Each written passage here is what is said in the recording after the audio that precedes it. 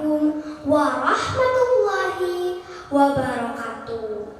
Dewan juri yang saya hormati. Hai teman-teman, apa kabar semuanya? Perkenalkan, nama saya Izatul Aulia, perwakilan dari Kota Ternate, Provinsi Maluku Utara. Di sini saya akan menceritakan sebuah cerita yang berjudul Legenda Batu Belah. Cerita ini ditulis oleh Gewu. Dengarkan sampai habis ya. Pada zaman dahulu kala, di pesisir pantai Tobelo, tepatnya di Maluku Utara, para nelayan hidup makmur dengan kekayaan laut yang mereka miliki. Salah satu ikan yang hidup di perairan Tobelo adalah ikan papayana. Ikan papayana sangat digemari oleh penduduk Tobelo karena rasanya yang lezat. Telur ikan papayana juga dipercaya oleh penduduk Tobelo bisa memberikan keselamatan bagi nelayan yang sedang pergi melaut mencari ikan meskipun dalam cuaca buruk. Salah satu nelayan yang pergi melaut bernama Malaiholo. Malaiholo memiliki satu istri dan 2 orang anak. Anak yang pertama bernama Obiamoloku. Anak yang kedua bernama Obiamokara. Pada suatu hari, Malaiholo hendak pergi melaut. Cuaca di laut sangatlah buruk. Dengan berat hati, istri Malaiholo pun mengizinkan Malaiholo untuk pergi melaut.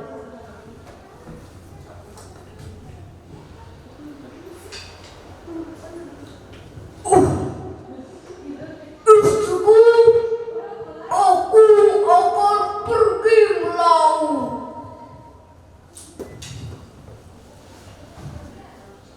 Baiklah suamiku.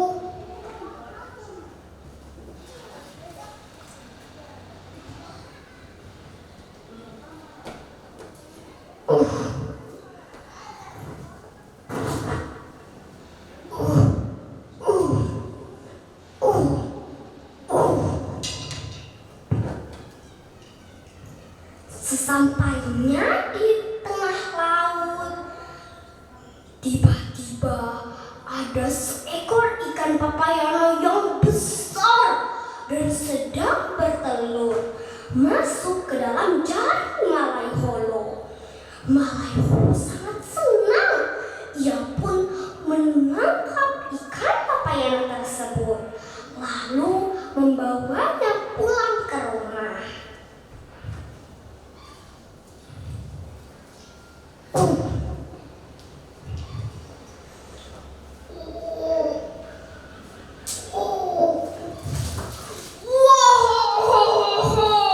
Ikan papayana ini sangat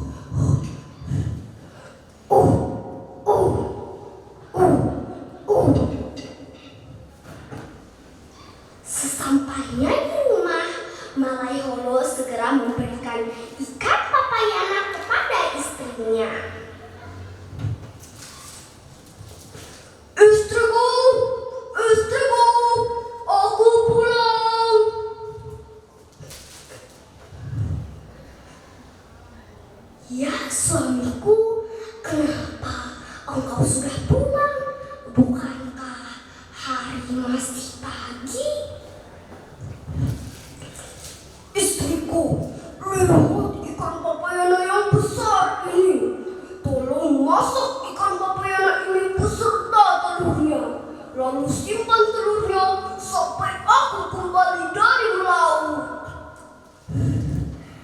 Baiklah suamiku. Lalu sang istri pun segera memasak ikan papayana beserta telurnya. Setelah memasak, sang istri hendak pergi ke kebun. Sebelum pergi ke kebun, ia berpesan pada anak-anaknya agar jangan memakan telur ikan papayana sampai suaminya kembali dari melaut. Obiamalaku, Mama mau pergi ke kebun sebentar. Kalau hari sudah keburu siang, kalian berdua boleh makan duluan. Tapi ingat, jangan memakan telur ikan papayana sampai papa kalian pulang dari melaut. Baik, Mama. Dan sang istri pun pergi ke kebun. Di rumahnya, Obiamalaku dan Obiamukara sedang bermain. Tiba-tiba, Obiamukara merasa lapar. Ia ingin sekali memakan telur ikan papayana. Karena lapar, Obiamukara pun nangis.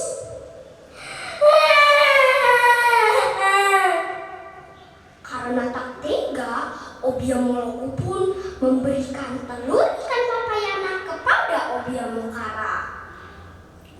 Obiamukara tertawa bahagia makan telur ikan papayana.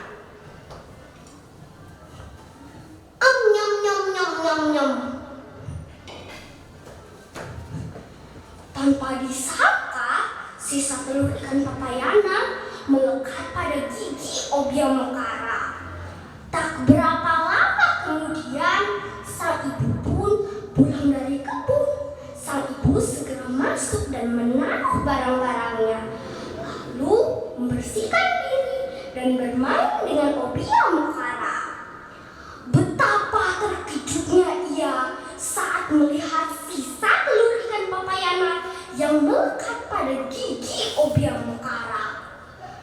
Ia pun segera mengecek mangkuk yang ia isi dengan telur ikan papayana. Benar saja, mangkuk itu sudah kosong. Dengan penuh kemarahan, ia pun memanggil Obiamalaku. Obiamalaku, kesini dulu. Ada apa, Mama? Obiamalaku, di mana telur ikan papayana yang Mama simpan?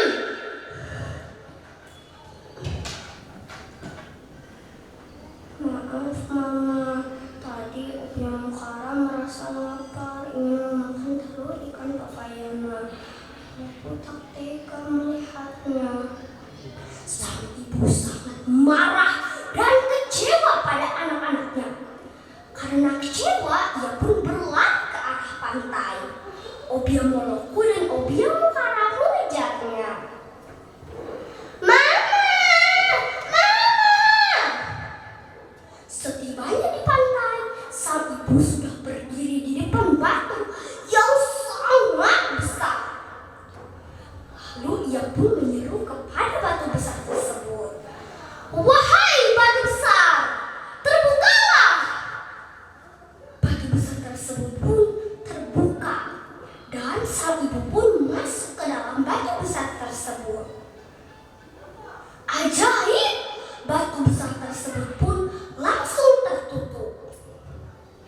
Sedangkan Obiamalaku dan Obiamukara terus menangis. Mereka memohon kepada ibunya agar kembali.